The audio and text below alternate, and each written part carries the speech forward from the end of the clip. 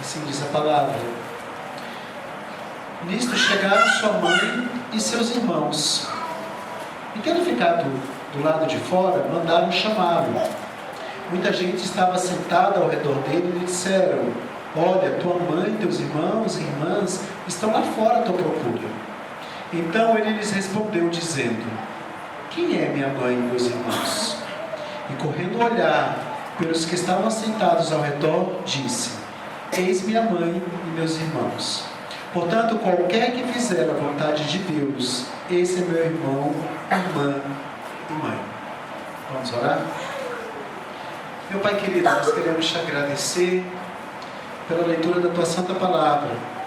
Queremos te louvar, Deus querido, porque dela brota a verdade. E pedir, Deus querido, que essa verdade contamine os nossos corações. Contamine a nossa alma, a nossa mente, as nossas emoções, a nossa vontade, os nossos desejos. E que, consequentemente, Deus querido, as nossas escolhas e comportamentos sejam uma expressão da tua palavra que está dentro de nós. Nos dê poder para viver isso.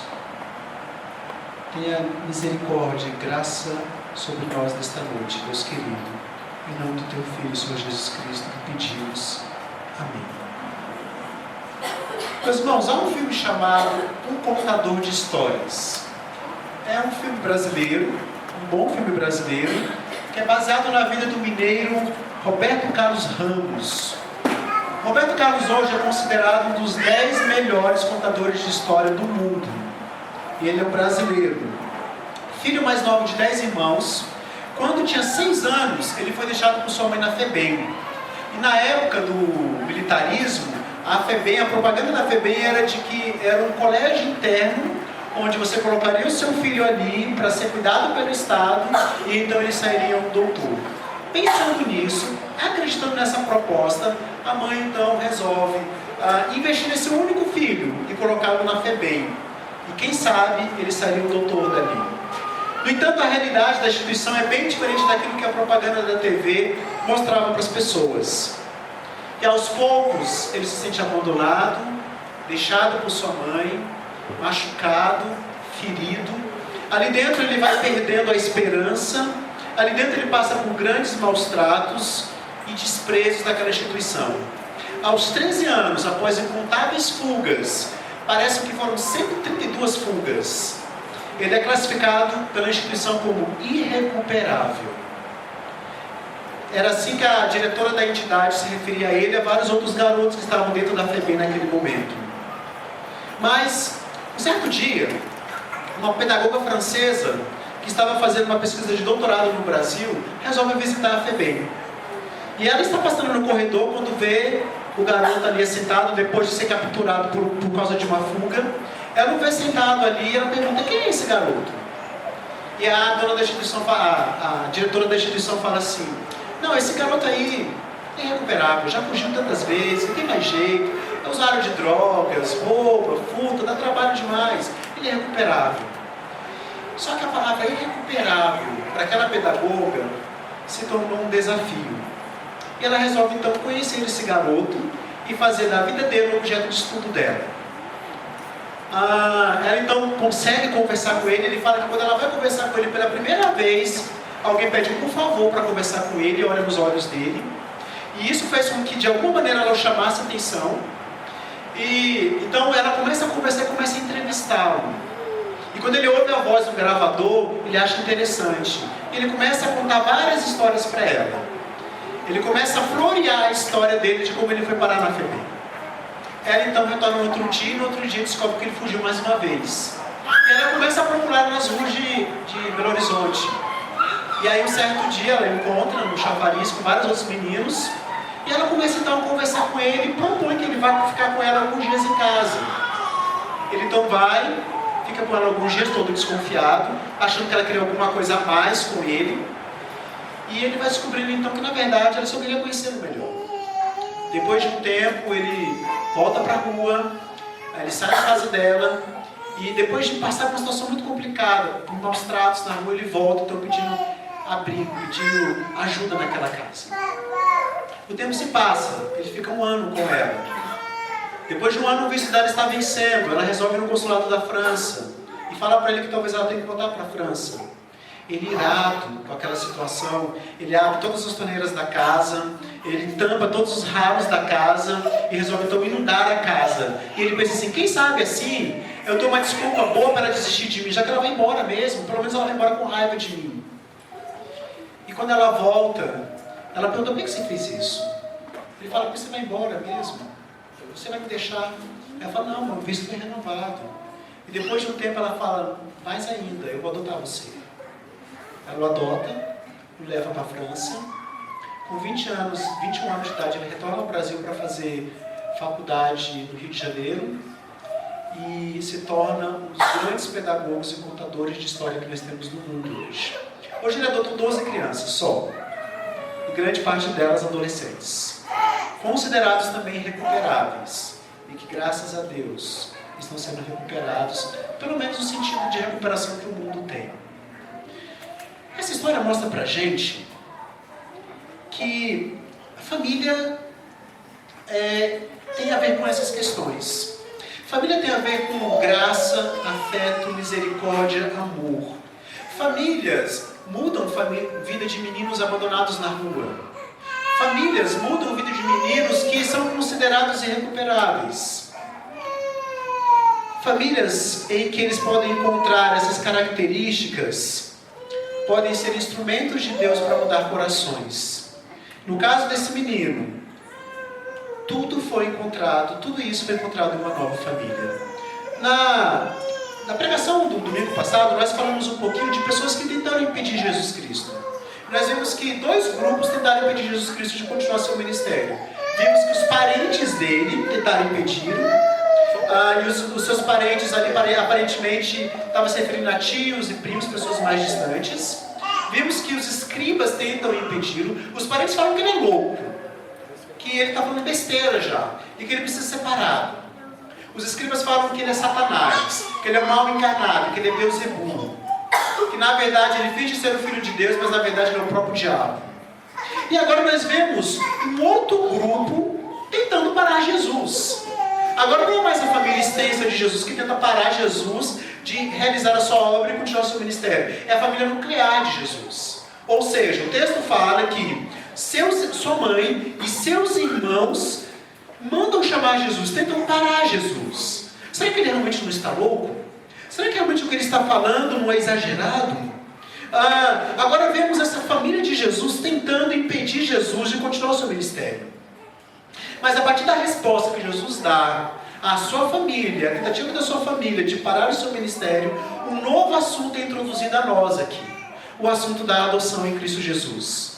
Ele nos apresentará a Deus como Pai. Um Pai de pessoas que estão em dificuldades. Em especial, Ele vai nos apresentar essa figura a partir da família. No entanto, muitas vezes nós olhamos para os nossos pais terrenos, os nossos pais, digamos, carnais, nossos pais naturais, e nós temos às vezes dificuldade de nos relacionar com o próprio Deus. Porque nós olhamos para os nossos pais e vemos tanto pecado deles, nós falamos assim, como eu posso amar um Deus que é o Pai para mim, um ser que eu não vejo, se o meu pai terreno eu não consigo amar ou não me tratou como eu entendo que ele deveria. E as pessoas às vezes transferem a má relação que tem com os seus pais terrenos para a relação com Deus. Mas não é assim que o Evangelho nos apresenta. O Evangelho fala, não nos diz que a relação com os nossos pais terrenos define a nossa relação com o Pai Celestial. Pelo contrário, o Evangelho diz que a relação com o nosso Pai Celestial define a nossa relação com os nossos pais terrenos. Na verdade, o que geralmente a gente quer? Geralmente a gente faz assim. A gente ou quer imitar os nossos pais, ou quer ser totalmente diferente deles. Vai depender muito da nossa experiência com eles. Mas o Senhor não quer nenhum dos dois para nós. O propósito do Evangelho não é nem que eu imite e nem que seja o contrário. A proposta do Evangelho é que Cristo seja a minha referência. E eu reflita Cristo para os meus pais. A resposta do Evangelho é que ao invés dos meus pais me controlarem e definirem a minha identidade, Cristo me controla e define a minha identidade. E quando os meus pais olham para mim, eles veem Cristo. Essa é a proposta do Evangelho. A grande questão é que muitas vezes nós passamos a interpretar Deus a partir dessa visão que nós temos da nossa própria família nuclear. E esse é um grande problema. Qual é o caminho? Deus é a nossa referência. Nós revelamos Deus aos nossos pais. Então eu quero dizer para você nesta noite, que teve uma infância complicada, que não teve uma boa relação com o seu pai ou com a sua mãe, ou com ambos, ou até que mesmo que não teve pais, ou não teve mãe ou não teve pai. Eu quero dizer para você que você não deve se desesperar. Se você não teve pai, se você teve um pai ausente, ou uma relação distante ou opressora com o pai, em Cristo Jesus, você pode ser um bom pai. Você pode ser um pai presente, um pai amoroso, um pai próximo de seus filhos. Ainda mais, a relação com seus pais pode ser redimida. Mesmo que eles não mudem, a sua relação com eles pode ser redimida. Um outro aspecto interessante que eu gostaria de comentar, com base na explanação do texto, é a ideia de família. Quando você olha para as várias fases da vida de uma pessoa, o que você percebe? Dependemos da nossa mãe a partir do momento que somos concebidos. Nascemos e precisamos do cuidado de uma família. Quando nos tornamos independentes, continuamos a procurar o companheirismo de outras pessoas. Quando adolescentes, queremos ser aceitos por nossos amigos. Começamos então a sentir o desejo por um relacionamento mais profundo, duradouro, mais dedicado. E aí começam a brotar os amores da adolescência. Então passamos a viver em vários grupos que se entrelaçam. Igreja, família, vizinhança, trabalho e assim vai. Quando envelhecemos, olhamos a nossa vida e nos lembramos dos relacionamentos que fizeram parte dela. Um dos momentos mais tristes da vida ocorre quando a morte nos rouba alguém que é amado, alguém que é querido. Então, o que eu quero dizer? Que apesar de sermos pessoas caídas, vivemos num mundo caído, essa dinâmica revela a nossa imagem e semelhança de Deus. Deus é uma comunhão e nós refletimos essa qualidade. Ele nos coloca em comunidade desde que nascemos e sempre viveremos em comunidade, porque esse é o chamado de Deus para nós. Esse desejo brota no nosso coração e temos sempre sim o desejo de comunhão. Característica relacional é essencial para aquilo que nós somos. Ela nos leva a fazermos grandes bens e grandes males às pessoas. Como por exemplo, nós temos os atos terroristas acontecidos agora em Paris, que demonstram ódio por outras pessoas. Ao mesmo tempo, nós temos comunidades recebendo refugiados e expressando amor e compaixão por eles. Ou seja, os relacionamentos tiram o melhor de nós e tiram o pior de nós. O amor ao próximo tira o melhor de nós e o ódio ao próximo tira o pior de nós. Não podemos falar de seres humanos criados à imagem de Deus sem falar de relacionamentos. Mas muitas vezes essa é a primeira coisa que ignoramos. Ignoramos que somos chamados para viver em comunhão e uma comunhão que reflita a semelhança do próprio Deus. Então, relacionamentos são opcionais? De maneira alguma. Você foi criado para eles. Você é colocado neles. Você é chamado para eles. Você é desenhado para os relacionamentos. Não tem como se ignorar isso. A nossa identidade como ser humano está ligada a essa questão. Ao chamado para vivermos em comunidade. Então negar, evitar, fugir disso é negar, evitar e fugir de ser humano. Ser humano requer de nós viver em comunidade. Quando eu ignoro isso, eu estou deixando de ser humano, de refletir a imagem do Criador. Um dia desses eu, por curiosidade, comecei a pesquisar na internet sobre crianças que foram criadas assim no meio do mato. Crianças que foram abandonadas numa floresta, por exemplo. Histórias parecidas com a história do Tarzan. Ali parece a história da Carochinha, mas não, é real. Não Tarzan. Mas histórias como a dele são reais. E eu descobri que há 15 crianças registradas no mundo que foram criadas entre animais em sua infância. Essas crianças foram achadas, algumas por negligência dos pais. Um dos casos que me deixou assim muito chocado eram pais alcoólatras que negligenciavam totalmente o filho e ele vivia no canil com os cachorros da casa. Ele comia com os cachorros. Ele aprendeu a fazer o barulho que os cachorros faziam e andava como os cachorros andavam, ou seja, ele gateava. Isso com 6, 7 anos. Interessante que essas crianças, quando elas foram descobertas, elas eram literalmente como animais. E elas foram descobrindo quem elas eram a partir do momento que elas foram tendo contato com comunidades, com grupos fora do grupo de animais. Elas foram aprendendo a falar, foram aprendendo a escrever, foram aprendendo a andar nas duas pernas, foram aprendendo a se relacionar. Olha, como viver em comunhão, em comunidade, em grupos, é essencial para a nossa humanidade. A nossa identidade está ligada a isso. Toda vez que você evita alguém, se irrita com seus filhos, busca se isolar em vez de encarar a dor, cada vez que você explora as pessoas, é intolerante com alguém, você nega a sua humanidade. Porque você foi chamado para isso. Quando insultamos, estamos destruindo aquilo que ambos fomos criados para ser, imagem e semelhança de Deus.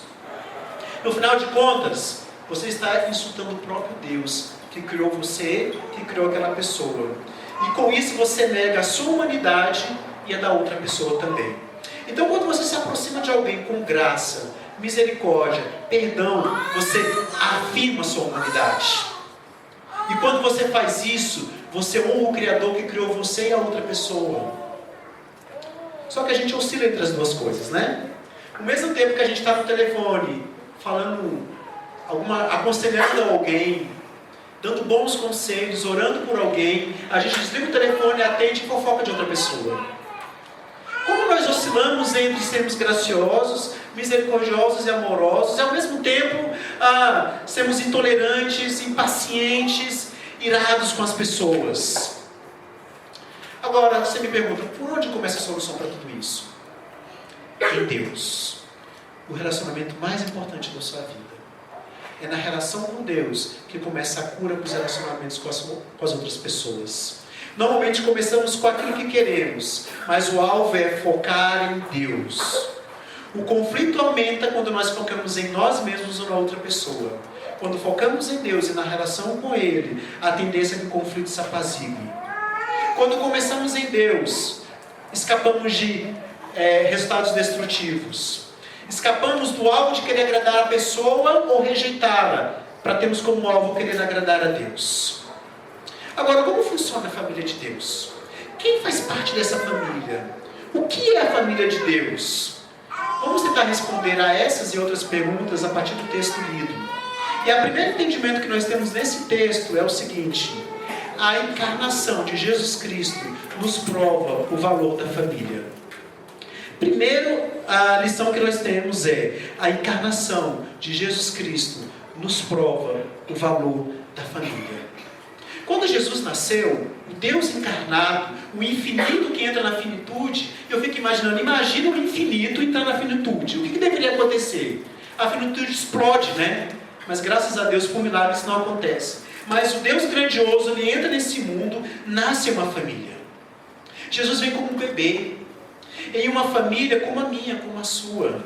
Jesus aprendeu a comer, a engatear, a sentar, a andar, a falar. Ele nasceu em uma família como todas as crianças dessa igreja nasceram, ou vão nascer ainda.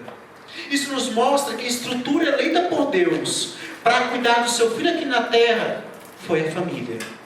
Foi José, foi Maria.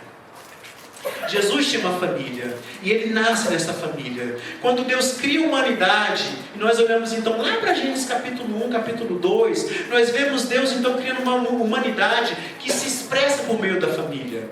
Cria Adão, cria Eva e faz dos dois uma família. Adão e Eva são uma família, tem um mandato específico de crescer, de multiplicar, de povoar a terra, de expandir essa família. No entanto, Gênesis capítulo 3 nos mostra que devido ao pecado, as famílias foram atingidas. Dentro delas, o mal entra nas famílias. A direção das famílias é mudada. Elas não visam mais a glória de Deus, como Adão e Eva visavam antes do pecado. Elas visam sua própria glória agora. Mas a estrutura na qual o mundo se forma é mantida. Precisamos de famílias. Eu precisei de uma família para poder ser criado, alimentado e cuidado. Todos nós precisamos de famílias. As crianças que estão nascendo precisam de família. As que vão nascer precisam de família. Essa estrutura pecado não conseguiu mudar. José e Maria, então, são um casal escolhido pelo Senhor. Pessoas simples no meio do povo, mas que viviam de acordo com a vontade de Deus. Como seria a vida diária deles? Qual era o cotidiano dessa família? Embora a gente às vezes possa pensar que era um cotidiano extraordinário, afinal de contas, é a família que o Filho de Deus encarnou nela. É a família que cuidou do Filho de Deus. Então a gente pensa, será que essa coisa foi extraordinária? Mas não. Essa família tinha um estilo de vida muito comum com as famílias da época. Muito simples. Jesus é o primogênito da casa de Maria e de José. Lucas 2,7 diz isso pra gente. Os irmãos de Jesus foram Tiago, José, Judas, Simão e pelo menos 2 irmãs. Dois discípulos desses irmãos, 2 se tornam discípulos de Jesus Cristo e ajudam na condução da igreja. Tiago e Judas, que eram irmãos de Jesus Cristo. Jesus teve uma família perfeitamente comum, se referindo à sua humanidade. Após esperar o nascimento de Jesus, José e Maria tiveram uma vida normal, de marido e mulher, pai e mãe com filhos, trabalho e vida doméstica. Mesmo sendo uma família nobre, de sobrenome, era uma família financeiramente pobre, falando muito pobre. Mas Deus supriu as necessidades dessa família. E Cristo é cuidado por essa família. Vejamos alguns pontos da família terrena de Jesus. Moradia. Onde Jesus morou? Jesus morou em Belém, onde nasceu. Depois foi para o Egito durante a sua infância. Depois foi para Nazaré em sua juventude. Depois, quando adulto, foi para Cafarnaum. E durante o seu ministério itinerante, Jesus caminhou pela Judéia, Galileia, Samaria, Tiro, Sidom e a região de Decápolis. Parece a minha vida, porque como eu rodei também, como eu mudei de casa, a gente que mora de aluguel, a gente vive muito isso, de ficar mudando de uma hora para outra. Às vezes o proprietário da casa pede a casa de volta, você tem que mudar. Às vezes você arruma um emprego e precisa mudar para um outro lugar, porque não tem mais condições de pagar aquela moradia antiga, ou melhora de emprego e vai para uma moradia melhor. Eu fico pensando, Jesus também morou em vários lugares. Sua família se mudou para várias regiões diferentes. Os lugares onde Jesus morou foram estratégicos na sua formação. Em Belém se cumpriu a profecia de nascer na cidade de Davi. Em Miqueias 5,2 nos diz isso. No Egito, ele aprendeu sobre os sofrimentos do seu povo como escravo, que viveu no Egito também. Em Nazaré, se desenvolveu emocionalmente e profissionalmente. Já em Cafarnaum, foi seu ponto de apoio para cumprir o seu ministério, até que deixou de ter moradia fixa para viver de maneira itinerante, andando pelas terras de Israel. Qual foi a formação de Jesus?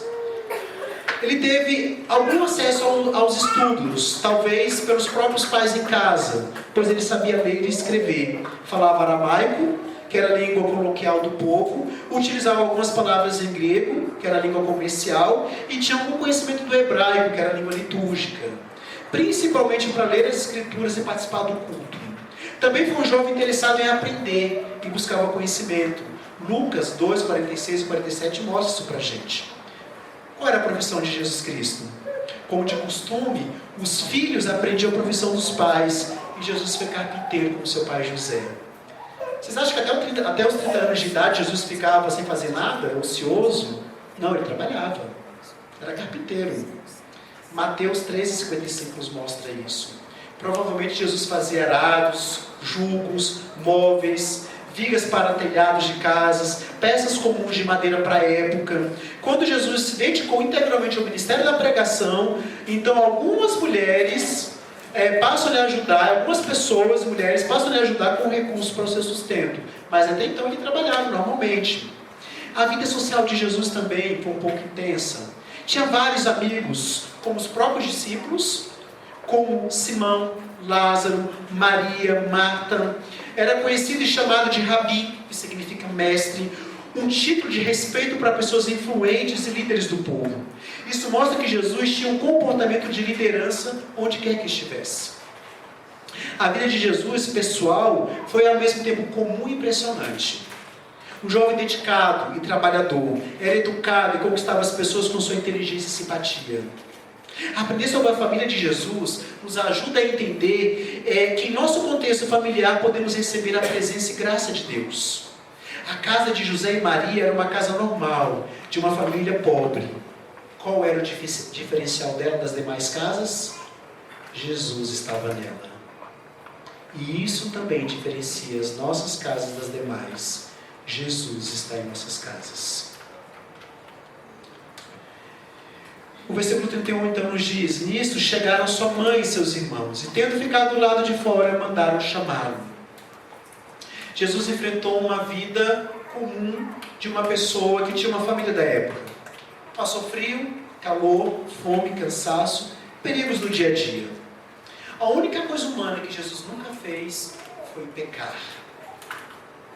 Foi um bom filho, bom estudante, bom profissional, amigo excelente, responsável. Então, se a família em que Jesus viveu foi uma família normal, então ele pode fazer parte da sua família também. E a grande questão é, ele faz parte da sua família? Na verdade, não só faz parte, ele é o centro da sua família. Sua família gira em torno de Cristo, a sua rotina gira em torno de Cristo, suas escolhas giram em torno de Cristo. Porque isso é o que faz a nossa família ser diferente das demais, gente. Nós somos perfeitamente comuns com todas as pessoas. O diferencial das nossas famílias é o mesmo diferencial da família de Jesus. A presença dele. E ter Jesus presente não é simplesmente dizer que tem Jesus presente. É viver em prol dessa presença. É girar em torno dela. Agora nós vemos essa família de Jesus, a família mais próxima, digamos assim, sua mãe e irmãos, tentando impedir Jesus de continuar o seu ministério. Só que eles usam uma estratégia diferente dos demais. A estratégia da família de Jesus é calma, tranquila, serena. A família de Jesus chega, aquele tumulto, Jesus dentro de uma casa, cheio de gente dentro, os parentes falando, ele é louco, os escribas falando, ele é o diabo. E a família de Jesus chega nesse meio desse tumulto, essa confusão toda, e pensa o seguinte: bom, nós somos a família dele, eu sou a mãe dele, nós somos os irmãos dele, nós temos preferência. Temos autoridade sobre ele, porque ele vai nos ouvir. Vocês percebem que tem uma coisa diferente aqui? Olha no versículo 31, no finalzinho. Mandaram chamá-lo. Eles não foram até Jesus, eles mandaram Jesus, chamar Jesus lá de dentro. Por que a postura foi diferente? Porque eles entendiam que tinha autoridade sobre Jesus. De mandar chamar Jesus, ao invés de ir até Jesus. Aqui vemos, então, a família de Jesus analisando e se portando diferente do restante daqueles grupos. E aí agora, a grande questão que nós vamos... que a base desse texto é como Jesus responde a essa sua família. Que a partir daí nós vamos começar a entender como que nós devemos responder ao chamado para fazer parte dessa mesma família. Então, versículo 32, o Senhor Jesus Cristo diz, muita gente, o texto diz, muita gente estava sentada ao redor dele e lhe disseram, olha, tua mãe, teus irmãos e irmãs estão lá fora à tua procura. O pessoal deve ter pensado assim, agora chegou quem pode te parar. Eles estão te procurando. Então ele lhes respondeu dizendo, quem é minha mãe, meus irmãos? E correndo olhar pelos que estavam sentados ao redor, disse, eis minha mãe e meus irmãos. Portanto, qualquer que fizer a vontade de Deus, esse é meu irmão, irmã e mãe. O primeiro ponto que nós vimos é que a encarnação mostra a importância da família. Segundo ponto que nós vimos no texto, a evangelização deve alcançar primeiramente as nossas famílias. A evangelização deve alcançar primeiramente as nossas famílias. Jesus questiona um recado e lança uma pergunta para aquelas pessoas: quem é minha mãe e meus irmãos? Ele se vira para o público e diz: eis aqui minha mãe e meus irmãos, os que fazem a vontade de Deus são minha mãe e seus irmãos, esses são a minha família. Não estamos falando de uma questão de quem Jesus amava. Sem dúvida, ele amava a sua família, digamos, natural, biológica. Não é essa a questão. Ele não está renegando a sua família, pelo contrário. Nós vemos aqui o amor de Jesus por todos que estavam ali, inclusive pela sua família sendo transbordado. Ele os amava demais para deixá-los impedirem de ele continuar mostrando, inclusive para sua sua própria família que ele era o Messias, que ele era o Redentor, que ele era o Filho de Deus encarnado. O apóstolo João, no capítulo 7, versículo 5, diz: pois nem mesmo os seus irmãos criam nele. Os irmãos biológicos que ele está falando aqui. Então, provavelmente, até aqui os seus irmãos não acreditavam que ele era quem ele dizia que era. Provavelmente até aqui os seus irmãos não acreditavam que Jesus era o Messias encarnado, o caminho, a verdade e a vida. Como os demais parentes de Jesus, talvez eles achassem que ele estava louco. E é por amor a eles que Jesus também continua a sua obra, continua pregando o Evangelho, não os deixando impedi-los. Lembram-se das bodas de Caná? Quando Maria leva a Jesus uma problemática da falta de vinho, ela diz, e o que Jesus fala a Maria? Mulher, o que tenho eu contigo? Não é uma atitude de rispidez, de grosseria de Jesus, mas apenas uma forma de demonstrar, mesmo a Maria, que embora ela tenha criado, ele tinha mais autoridade sobre ela do que ela sobre ele. E agora, mais uma vez, Jesus está deixando claro que a sua família real, verdadeira, é a família que o tem como Senhor e Salvador. É a família que faz a vontade de Deus em Cristo Jesus. Agora ele deixa claro para a família dele que ele é o Redentor, que ele é o Messias prometido, que ele é o Deus encarnado. E essa é uma atitude de amor, pois imaginem só a tragédia que seria a própria família de Jesus não ser salva. Jesus está evangelizando a sua família. Jesus está deixando claro para a sua família quem ele é e o papel dele. Jesus está deixando claro para a sua família como ela tem que viver, no que ela tem que crer e como ela tem que se portar diante dele mesmo. Valdir Balchan, no seu livro Famílias Guiadas pela Fé, ele fala que uma das práticas mais vívidas que tem na mente dele é da fé budista da mãe dele. A mãe dele era budista antes de se converter. Apesar dele conviver com vários cristãos na sua infância, o que causou mais impacto sobre ele foi o budismo da sua mãe. Sua mãe se tornou cristã 6 meses depois da conversão dele, mas ele se lembra ainda daquelas expressões religiosas da mãe dele. Por quê? Porque o budismo da sua mãe lhe causou uma impressão duradoura nos seus 5 sentidos. Ele diz o seguinte: sua mãe tinha uma estátua dourada de Buda dentro de uma caixa e um rolo em escrito asiático. Havia também um lugar para o incenso, que sua mãe queimava sempre que recitava um mantra. Havia um lugar para as frutas, que ele nunca entendeu para que servia, e um texto budista e um pequeno gongo ou sino. A mãe dele abria a caixa, ajoelhava-se em frente a ela e fazia um ritual diário. Ela se prostrava, acendia o incenso, tocava o sino e começava a cantar um mantra. Enquanto cantava, pressionava um terço em suas mãos. A caixa preta continha o Buda dourado e o rolo. Aquela caixa preta, o Buda dourado e o rolo com a visão da mãe se ajoelhando diante daquilo, causou algo na sua visão. O sino causou estímulo na sua audição.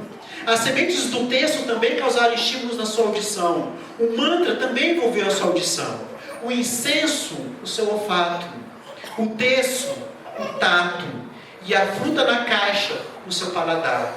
O impacto desse ritual atingindo os sentidos completos causaram nele uma memória daquilo que acontecia.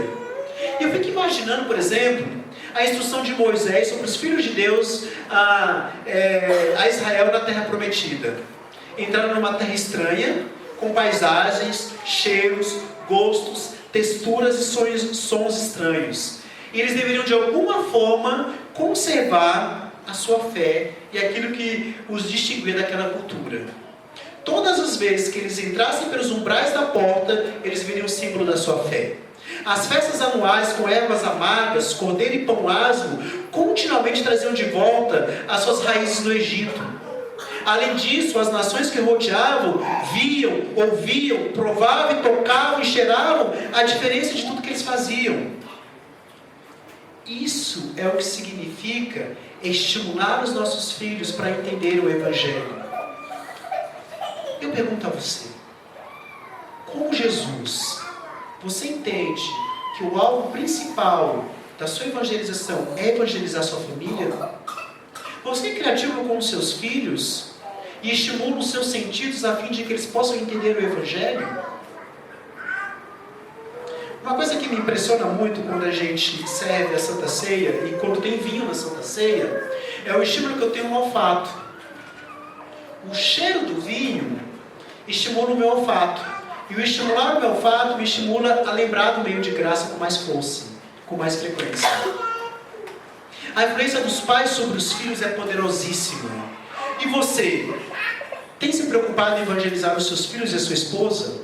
Isso é algo que rói o seu coração, que queima dentro de você, que te tira o sono, que te gera preocupação. Isso é algo que de fato está no cerne da sua vida. Levar o Evangelho aos seus filhos. Jesus teve essa preocupação. Jesus queria mostrar para a família dele quem ele era.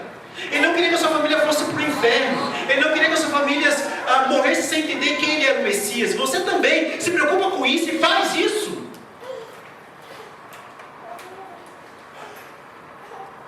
Você deixa claro para os seus filhos quem é a verdadeira família deles, mostrando para eles quem é a família de Jesus Cristo? Eles estão crescendo em um contexto em que a família da fé faz parte da vida deles? Em um contexto que eles entendem que o dia de domingo é um dia diferenciado do restante da semana? Que nesse momento de adoração, de exposição da palavra, de comunhão com a família da fé, é um momento grandioso, poderosíssimo e importante na vida deles. Eles estão crescendo, pensando assim, vivendo assim, aprendendo assim, estão. Porque se não estão, meus irmãos, vocês são negligentes e não fazem o que o próprio Jesus Cristo fez. Jesus se preocupou em mostrar isso para a sua família. Se ele se preocupou, isso é importante para nós também. E temos que nos preocupar com isso. Esse é o segundo ponto. Terceiro ponto e final. A nossa verdadeira e grande família é a família de Deus. A nossa verdadeira e grande família é a família de Deus. Não tem como ter outra interpretação desse texto. E correndo olhar pelos que estavam sentados ao redor, disse: Eis minha mãe e meus irmãos. Portanto, qualquer que fizer a vontade de Deus, esse é meu irmão, irmã e mãe. A verdadeira família de Jesus é formada por todos aqueles que fazem a vontade de Deus. Os verdadeiros filhos de Deus são aqueles que ouvem a palavra de Deus e buscam praticá-la. No entanto, só conseguem fazer a vontade de Deus aqueles que são nascidos de novo, gerados de novo. O nosso irmão mais velho, Jesus Cristo, veio ao mundo para abrir o caminho para a nossa família, para abrir o caminho para uma nova família. Nosso irmão mais velho tomou essa liderança debaixo da sua palavra, e nós o seguimos rumo a essa nova família. Somente em Cristo podemos ser a família de Deus. Somente crendo nele, em sua obra, submetendo-nos ao seu senhorio, podemos fazer parte dessa família. Na época era muito diferente de hoje. E infelizmente, nesse aspecto que eu vou falar, era uma diferença que era positiva dos dias de hoje. Na época, os filhos seguiam a profissão dos pais. Jesus é um exemplo disso. Por exemplo, filho de artesão era artesão. Filho de carpinteiro, como o próprio Jesus, era carpinteiro. Filho de soldado, geralmente era soldado. Ou seja, em geral, os filhos seguiam a profissão dos pais. Então, não tinha essa ideia, por exemplo, que se tem hoje, do filho sair de casa e estar em um lugar em que as pessoas pensam totalmente diferente dos pais, e depois, na adolescência, ele não sabe o que quer. Sabe por que ele não sabe o que quer? Porque o pai fala uma coisa, a professora de inglês fala outra, o professor de matemática fala outro, o apresentador da TV fala outro, o ator de filme de Hollywood fala outra coisa, e é uma bagunça na cabeça do menino. O que eu vou ser? Quem está certo nisso tudo? É o meu professor? É o meu pai? Quem está certo? Era uma bagunça na cabeça deles. Então não tinha isso. Os filhos cresciam com seus pais, eram educados pelos seus pais, eram instruídos pelos seus pais, aprendiam sua profissão com os seus pais, desde pequenininho. A influência dos pais, principalmente a do homem, era muito forte, muito decisiva na vida dos filhos. Os filhos faziam o que o pai fazia, e isso revelava a identidade dos filhos. o que deve revelar a nossa identidade? A gente não vive mais nesse contexto. Nós mandamos nossos filhos para a escola e o professor fala uma coisa diferente da gente. Nossos filhos assistem programa de TV e lá se fala coisas diferentes do que a gente ensina. Às vezes, na própria igreja, você fala uma coisa diferente daquilo que a gente ensina. Então, a gente não vive mais esse contexto. Mas então, o que é central aqui? Já não tem como ser mais daquele jeito, o que é central? O que revela a nossa identidade? O nosso Pai Celestial, Deus. Ele nos ensina a fazer o que fazemos. Ele nos mostra quem devemos ser. Ele nos guia pelo caminho que devemos seguir. E devemos ensinar o mesmo para os nossos filhos.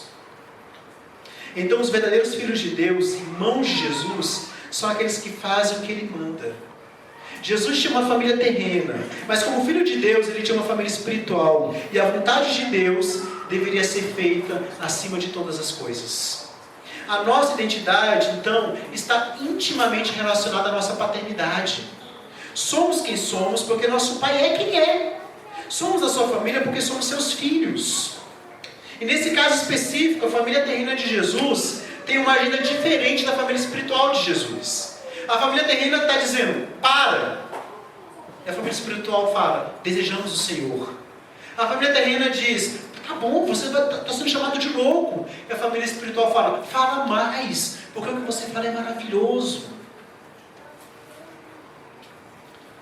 Será que isso não acontece em nossas famílias? Se não acontece, pode ter certeza vai acontecer. Às vezes, a sua família terrena, pais, mães, irmãos, vão ter interesses diferentes dos interesses do reino. E vão te pressionar a fazer algo diferente da agenda da família de Deus. Bom, vou tocar um assunto que eu sei que é polêmico, mas que eu não posso deixar de falar. Sabe quando a sua família, como a família de Jesus, de forma muito bondosa, amiga, carinhosa, gentil, te chama para todos os domingos almoçar na casa dela, ou passar a tarde na casa dela, ou ir para uma festa de aniversário, ou qualquer outra festa que o pessoal inventa hoje em dia, no dia do Senhor, e como consequência disso, você negligencia o culto público, você está dizendo, essa família aqui me define, não é a família de Deus. Você está negando a família de Deus. Porque quem faz parte da família de Deus é quem faz a vontade de Deus. E essa é a nossa verdadeira família. Ela define quem somos. É a família que estaremos com ela no céu por toda a eternidade. Você está negando a verdadeira família. Você está caindo na armadilha que Jesus não caiu. E nos alerta aqui para não cairmos também. Você está agradando a sua família terrena e desagradando a família de Deus. E a grande questão é que quando você desagrada a família de Deus, você desagrada a Deus. Quando você renega a família de Deus, você renega a Deus. Essa é a grande questão, gente. O que está por trás de tudo isso é que nós negamos Deus quando negamos a sua família. Jesus deixou claro, quem é a minha família? Os que fazem a vontade de Deus, meu Pai. Essa é a minha família. Sabe quando seus pais querem dizer como você deve criar seus filhos? Com valores contra os valores do reino? Ou como você tem que tratar o seu cônjuge? Com valores contra os valores do reino? Enfim, como você deve viver a sua vida? E você sabe que a cosmovisão deles é diferente da cosmovisão do Evangelho? E ainda assim você atende os conselhos? Você está dizendo, essa família é mais importante do que a família de Deus. O Senhor dessa família é mais importante do que o Senhor da família de Deus. O que você faz nesse momento de conflito? Como você lida com isso? Você busca fazer a ordem do seu Pai terreno ou a vontade do seu Pai celestial? Haverá momentos em que você terá que tomar decisões que vão desagradar a sua família terrena, mas que agradam a família de Deus. De que lado você está? Me desculpe, meus irmãos, você pode achar uma besteira que eu estou falando. Mas esses detalhes definem e revelam a qual família você pertence. Aqueles que fizeram o curso conosco no próximo final de semana, questões do casamento, a ideia básica do curso é: Deus opera em nossas vidas nos momentos ordinários. A gente acha que são nos momentos extraordinários, mas a proposta do curso é É no momento ordinário, no dia a dia, que Deus está operando grandes coisas na sua vida. É quando você faz essas escolhas entre ficar até mais tarde na casa da sua família ou vir ao culto público. Entre ir para uma festa de aniversário, 7 horas da noite, ou vir ao culto público. Entre ficar numa programação com a sua família terrena ou estar com a família de Deus. É quando você faz essas pequenas escolhas que você está revelando a sua identidade e a sua fé. Você está revelando a qual família você pertence e quem é o seu verdadeiro Deus. Olha o que Jesus nos alerta. Desculpe, mas não tem como ser mais direto do que o que Jesus está falando. Eu não vim trazer paz, mas espada. Pois vim para causar divisão entre o homem e seu pai, entre filho e sua mãe, entre nora e a sogra. Assim os inimigos do homem serão os da sua própria casa. Quem ama seu pai e a sua mãe mais do que a mim não é digno de mim. Quem ama seu filho ou sua filha mais do que a mim não é digno de mim. Mateus 10, 34 a 37. Se você ama sua família terrena mais do que a família de Deus, você não é digno dessa família. E se você não é digno dessa família, você não é digno do próprio Deus e do próprio reino de Deus. Você está negando esse Deus. Está na hora de você escolher a qual família você pertence. A vontade de Deus e de sua família muitas vezes vão conflitar com a vontade da sua família terrena. Se isso não está acontecendo, isso vai acontecer. Espere por isso. O Evangelho nos alerta. Não tenha medo de ser impopular diante da sua família terrena. Mas importa agradar a Deus do que agradar a homens. Há muitos carros de católicos que têm em seus vidros um adesivo escrito: peça à mãe que o filho atende. Você já deve ter visto isso por aí. O propósito da frase é dizer o seguinte: que Maria está mais próxima de Jesus e, portanto, ela é uma intercessora mais poderosa diante dele. Jesus deixa claro aqui que nem santos ou santas estão mais próximos dele do que a sua família. De que aqueles que fazem a vontade de Jesus são a sua família. Jesus ama Maria e seus irmãos tanto quanto nos ama. Então não tem bilhete VIP para falar com Jesus. A família achava que tinha bilhete VIP. Na verdade, a família achava que Jesus tinha que vir até ela. Ele está tão próximo de nós como de qualquer outro que faz a vontade de Deus. Ele é o primogênito dessa grande família. Essa família que Ele está conduzindo ao céu. Essa família que Ele comprou com o seu próprio sangue. Essa família chama-se igreja. E a relação com essa família não começa no céu. Começa aqui, agora, hoje. Então você encara essa família como sua família prioritária? Assim como Jesus encarou? Gente, Jesus está falando isso para a mãe e para os irmãos.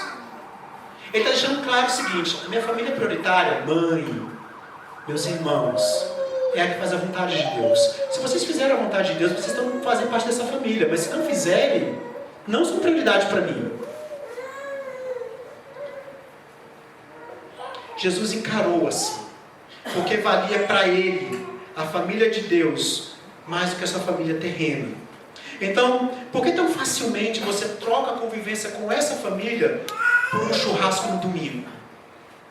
Por que tão facilmente você troca os conselhos dessa família pelos conselhos de uma família mundana?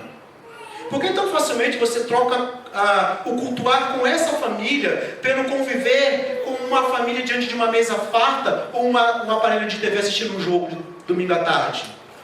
Por que tão facilmente você renega essa família por sua família terrena? Presta atenção. Isso que eu vou dizer é muito sério. Os que renegam essa família, renegam a Cristo. Os que renegam a noiva, renegam o noivo. Sabe qual é o sangue que corre nessas veias aqui dentro? O sangue de Cristo que morreu na cruz do Calvário pelo meu pecado. Esse é o sangue mais importante da minha vida. Esse é o sangue que me vincula, que me dá identidade, que me faz viver. E esse é o sangue que eu quero doar ao meu próximo. O sangue de Cristo que corre dentro de mim. Esse é o sangue dessa família. Então, não me diga que você não valoriza essa família porque não tem afinidade com ela. Se você não tem afinidade com ela, não tem com Cristo. Se o sangue de Cristo não é mais importante do que o sangue herdado por sua família, então você não é digno do sangue de Cristo em sua vida. Se o sangue dele não é mais importante para você do que o sangue que corre em suas veias, você não é digno de ser regenerado, salvo, lavado por esse sangue. Seja coerente. Ou você procura ter comunhão com essa família, ou assuma que você não faz parte dela. Não há meio termo, não há neutralidade. 1 João 3,1 nos diz: vede que grande amor nos tem concedido o Pai, a ponto de sermos chamados filhos de Deus. Você encara isso como um privilégio? Como uma bênção maravilhosa? Como expressão do amor de Deus? Então por que você não vive isso? Por que não abraça essa família? Por que renega essa família? Por que despreza essa família com tanta facilidade? Quando nós olhamos para o Evangelho, nós vemos que na véspera da crucificação, Jesus deu a seus discípulos uma instrução final. E olha a instrução final que ele dá a seus discípulos. João 14, 34 e 35. Novo mandamento vos dou, que vos amei uns aos outros. Nisto conhecerão todos os que sois meus discípulos, se tiverdes amor uns pelos outros. Os discípulos de Jesus, assim como nós que somos a sua igreja, deveriam se amar mutuamente de formas jamais vistas e formas extraordinárias para os padrões do mundo. E isso é uma indicação da qualidade, da legitimidade, um cartão de visita dos seguidores de Cristo. Amar a família de Deus. Viver com a família de Deus. Ter afinidade com a família de Deus. Ter comunhão com a família de Deus. Bom, esse amor se manifesta no contexto da igreja local. Os membros da igreja local devem cuidar um dos outros física e espiritualmente. Primeiro, Pedro, sabendo disso, sabendo da dificuldade que é nos amarmos, ele fala o seguinte, 1 Pedro 4,8: acima de tudo, porém, tende amor intenso uns para com os outros, porque o amor cobre multidão de pecados. Você tem amado seus irmãos assim, cobrindo a multidão de pecado deles? Você tem amado a igreja de Deus, cobrindo a multidão de pecados dela? Porque é o que Pedro nos orienta aqui. Eu sei que essas pessoas aqui vão pecar contra você, mas ame-os a si mesmo, mais ainda. Exercite a hospitalidade para com eles. Além disso, vocês saberão quando o homem é verdadeiramente um líder espiritual, quando ele demonstrar esse tipo de amor hospitaleiro, em cuidar da congregação e cuidar do povo de Deus. Eu digo isso aqui para os futuros presbíteros dessa igreja, que eu não sei quem serão. Ser presbítero, ser líder de igreja, não é amar quem você quer amar, nem ir na casa de quem você gosta de ir, nem é chamar para a sua casa quem você gosta de chamar. É amar o povo de Deus e o povo que pega contra você. O povo que às vezes não gosta de você, que não te convida, mas ainda assim amar esse povo. Isso é ser líder dessa igreja. Isso é amar esse povo. Isso é fazer parte dessa família. Isso é ser da família de Deus. Sabe por quê? Porque isso acontece em nossas famílias naturais também. A gente se magoa, um pega contra o outro, a gente perdoa, a gente continua convivendo. Agora na família de Deus não, irmão, olhou de cara feio pro outro, aquela igreja não é tão receptiva. Por que a gente é tão impaciente, tão intolerante com a família de Deus? Por quê? O amor por outros cristãos, pela família de Deus, por aqueles que buscam fazer a vontade de Deus, é uma marca de um discípulo genuíno. 1 João 2,11 nos diz: aquele, porém, que odeia seu irmão, está nas trevas, e anda nas trevas, e não sabe para onde vai, porque as trevas lhe cegaram os olhos. Essa família, chamada igreja, é essencial para o seu processo de santificação.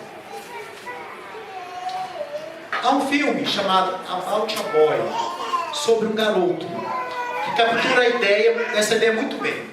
Nesse filme, um rapaz, ele tenta chegar a um acordo entre a liberdade de ser solteiro e ao mesmo tempo ter um relacionamento mais significativo, ou seja, caminhar para um futuro casamento. No meio da história, ele diz o seguinte, abre aspas: em minha opinião, Todos os homens são ilhas. E sabe o que mais? A hora chegou para eu ser uma ilha. Essa é uma idade para se tornar uma ilha. 100 anos atrás, por exemplo, você tinha de depender de outras pessoas. Ao passo que, vejam bem, você pode fazer de você mesmo uma pequena ilha paradisíaca. Com os materiais corretos e, mais importante, com a atitude correta, você pode ser bronzeado, tropical e ainda assim atrair jovens turistas suecas. O triste fato é que, como qualquer morador da ilha, de vez em quando você vai ter que visitar o continente. No entanto, apesar de dizer isso, com o desenrolar do filme, ele se envolve em um relacionamento importante e renuncia à liberdade de solteiro. Qual que é a ideia? A ideia que esse filme mostra pra gente: os seres humanos necessitam, demandam, eles correm atrás de relacionamentos significativos. E você tem isso aqui, meu irmão. Você tem isso aqui na igreja. Por que você resiste? Por que você resiste a entender que essa é a sua família? Por que você resiste a entender que essa família vai estar com você agora por toda a eternidade? Por que você resiste em amar essa família, se dedicar a essa família, cuidar dessa família, ser cuidado por ela? A gente evita às vezes o relacionamento com o povo de Deus, ou esse relacionamento às vezes é muito tímido e distante. Sabe por quê? Porque no fundo dos nossos corações está a ideia de que eu escrevo o roteiro da minha própria vida. Eu não vou submeter o roteiro da minha vida à Bíblia. Eu não vou submeter o roteiro da minha vida a esse bando de gente pecadora igual eu. No fundo, a ideia central é que a gente evita o relacionamento com esse povo, a agenda desse povo, a profundidade dessa relação, é porque a gente fala assim: eu não vou deixar ninguém escrever o roteiro da minha vida. Eu vou escrever o roteiro da minha própria vida. E com frequência nós procuramos essa comunidade apenas quando ela satisfaz os nossos desejos ou necessidades. Aí é la carte, viu? Você pode ter um cardápio com desejos variados. Pode ser desejo por aceitação. Aí você procura uma comunidade desejando aceitação. Quando ela não te dá, você renega ela. Pode ser um desejo por afeto. E você procura uma comunidade buscando suprir o desejo por afeto. Quando ela não te dá, você renega. Pode ser um desejo para ter um cargo, para ter status, para ser aplaudido, visto, querido, amado, desejado. É à la carte. Cada ser humano vai ter desejos do coração. E a grande questão, meus irmãos, é essa comunidade aqui, ela não existe para atender os desejos do seu coração.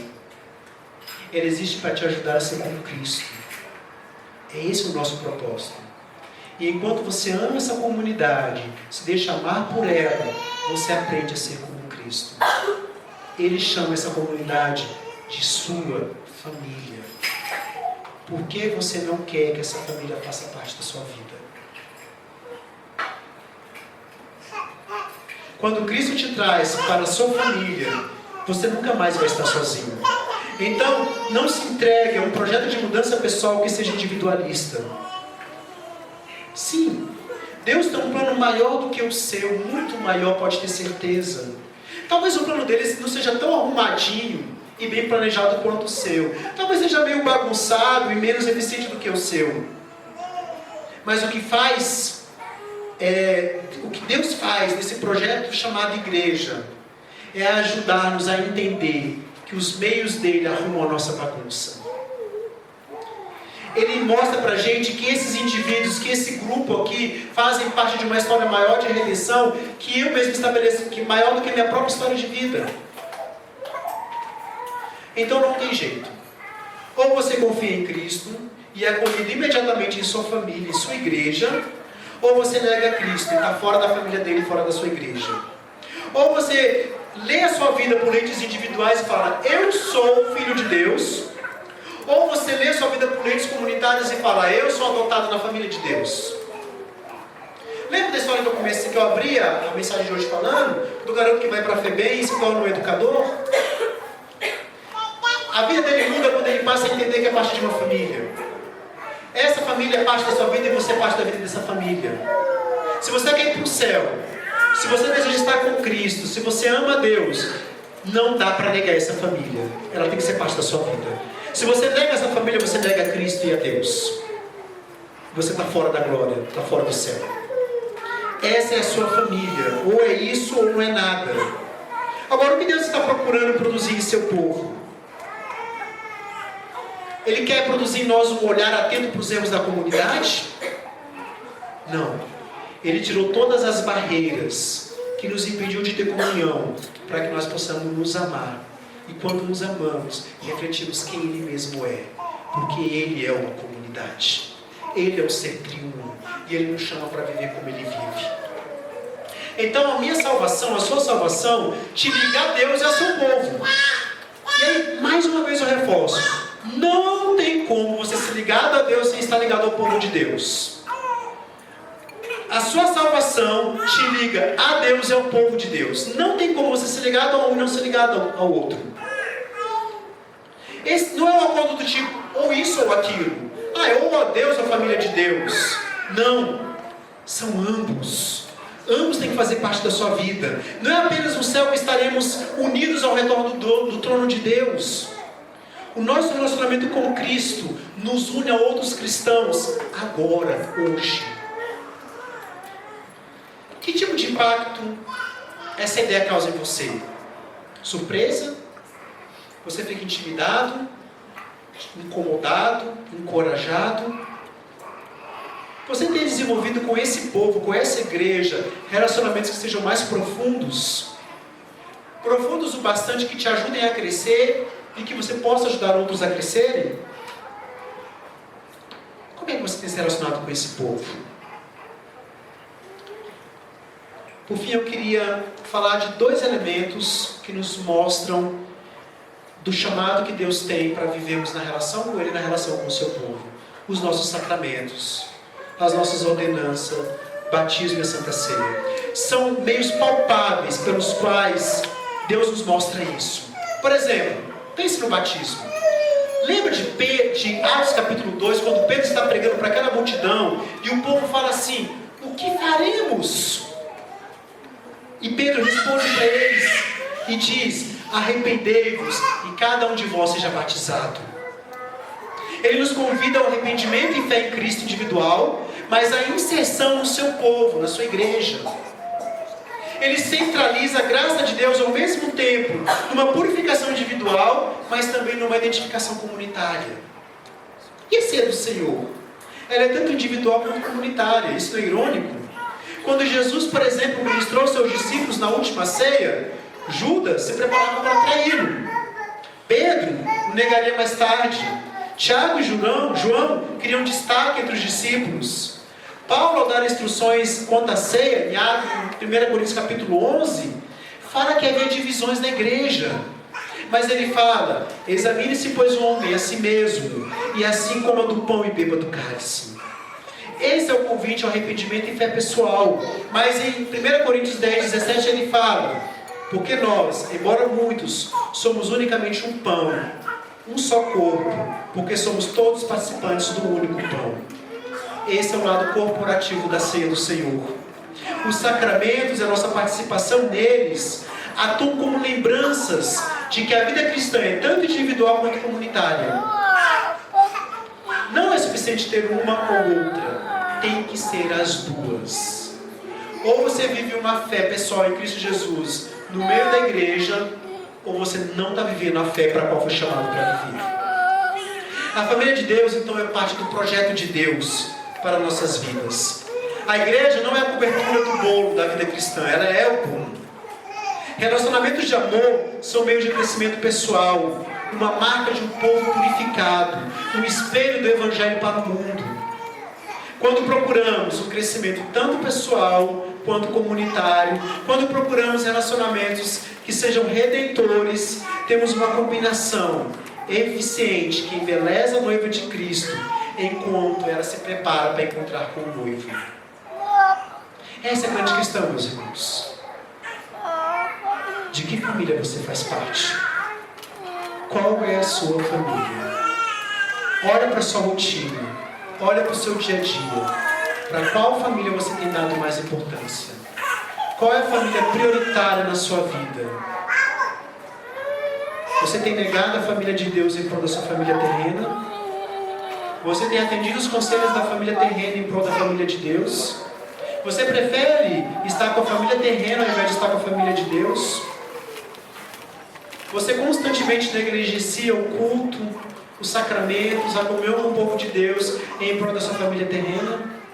Os valores que pulsam dentro de você, que batem no seu coração, são os valores da sua família terrena ou da família de Deus? Não tem jeito. Você está num dos dois campos. Não tem como você estar no meio. Ou você está unido à sua família terrena e à família de Deus. A não ser que a sua família terrena faça parte da família de Deus. Mais uma questão. A sua família, as suas preferências por sua família terrena ou família de Deus vão revelar a sua preferência por Deus ou pelos ídolos. Por aquele que realmente é o Senhor e Salvador da sua vida, ou por aqueles que dizem serem senhores e salvadores da sua vida. Por aquele que realmente morreu na cruz do Calvário por você e que te inclui em uma nova família, ou por os ídolos que te escravizam e trazem sofrimento e infelicidade a você. A sua escolha revela onde está o seu coração. O tesouro do seu coração revela o que é importante para ele. Qual família é a mais importante para você? Jesus foi claro, virou para mãe e irmãos e falou: a minha família é os que fazem a vontade de Deus. Que Ele nos abençoe. Oremos.